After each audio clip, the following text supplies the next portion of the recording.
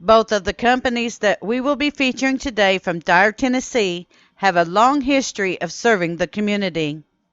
While the names on the doors and their ownership have changed, the same type of businesses are still in the relatively same locations as when they started.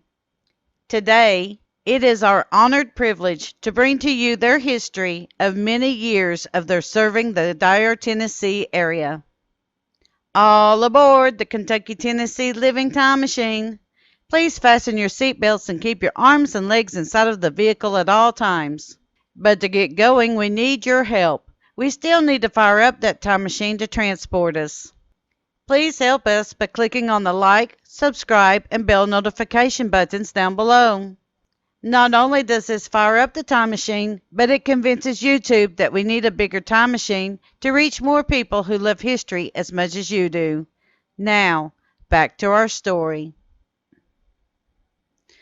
Farmers and Merchant Bank. According to the History of the Farmers and Merchant Bank website, the bank was established on April 9, 1895, as a subsidiary of Dyer's Farmer and Merchants Bankshares Incorporated. It was classified as a commercial bank, state charter, and Fed non-member, supervised by the FDIC. Its certificate number was 1480 and is in inactive status. The bank first opened its first few months of life in the J. L. Berry building. This was located on West Front Street, extending to Vine Street on the north side of College Street. Then the Farmers and Merchants Bank moved to where the J. W. Wilson store was located later. In 1909, the bank moved to Buck Square and later across the street to its current location. Buck Square is now the home of Dyer City Hall. According to the book, A History of Dyer, Tennessee Community, quote, the Farmers and Merchants Bank began operation with a paid capital of $1,500. The first stockholders in the bank were W. H. Davison, W. W. Davison, J. C. Davison, A. R. Dance, C. O. Ewell, J. W. Davison, S. W. McCullough, J. Y. Mitchell, R. H. Hearn, A. J. Thornton, and A. S. Johnston. The first bank's directors were C. O. Ewell, S. W. McCullough, J. W. Davison, J. Y. Mitchell, A. J. Thornton, C. J. Dodson, A. R. Dance, W. H. Dodson, and R. H. Hearn. C. O. Ewell was elected president, and he served until his death in 1942. Mr. Robert B. McDaniel has often been credited with the guiding of the Farmers and Merchants Bank to becoming one of the country's strongest banks by the 1930s, unquote. According to the bank's website history page, the Farmers and Merchants Bank changed its name to Trust Powers on September 9, 1991. It acquired the bank at Dyer on December 3, 2004. The main office was moved to 110 South Main Street, Dyer, Tennessee on January 22, 2013. On August 15, 2020, the bank merged and became part of the Security Bank and Trust Company, which is located in Paris, Tennessee. The Hearn McDaniel Company. During the golden age of the 1890s into the early 1900s, construction for the business and housing was at an all-time high. There were 3 sawmills that were in operation in the area around Dyer at that time frame. In 1896, a planing mill was installed by R. H. Hearn to provide dressed lumber. Dressed lumber is different from sawmill lumber in that it has more of a uniformity and a better quality to use in building materials.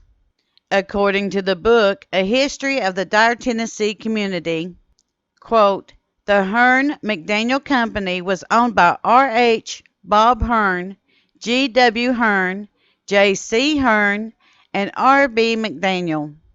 In addition to the building contracting business, Mr. Hearn carried a full line of doors, sashes, windows, paints, wallpapers, and other building materials, unquote. According to the Green's history, R.H. Hearn had built around 200 houses in or around Dyer by 1900. Most of the woodworking that was done for the brick buildings was also done by Hearn. At the time, the Hearn-McDaniel Company had a monopoly on the construction needs of the area. Hearn also became the largest landowner in Dyer in 1899. The Hearn-McDaniel Company planing mill stood where the lumber yard for the city lumber now sits and would be the forerunner. The railroad built a siding for the lumber company on their property for ease of loading materials onto train cars. On the About Us page of the City Lumber Company of Dyer, they state the following, quote, Reed Wright bought the business on February 2, 1959.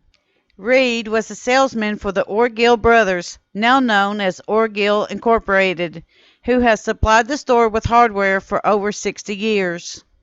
A lumber business has been in the location for over 100 years. We have actually found journals dating back to 1904. The business began as a planing yard, and the railroad would buy lumber for the steam engines. The planers started keeping the better wood and selling it for building. Over the years, Reed and Kathy had two different partners, but eventually bought them out. They owned the business until their son Scott and wife Patty Wright bought it from them in 1999. In 2012, Jason was hired as a store manager. At the time, he was also running his own insulation business, JCI, which he started when he was 19. Quote, this was a trial run per se to make sure this is what he wanted to do, unquote, said Jason. Then, in 2016, as Scott was preparing to retire, Jason and Andrea McDaniel started the purchase of the City Lumber Company from the Wrights. At this time, the office manager was getting ready to retire as well, which brought Andrea into the business in 2017. The McDaniels took complete ownership of the company in January 2019, unquote. We will continue next week with more about the history of Dyer, Tennessee. It has been our honor that the people of Dyer have allowed us to share their history with us. Thank you.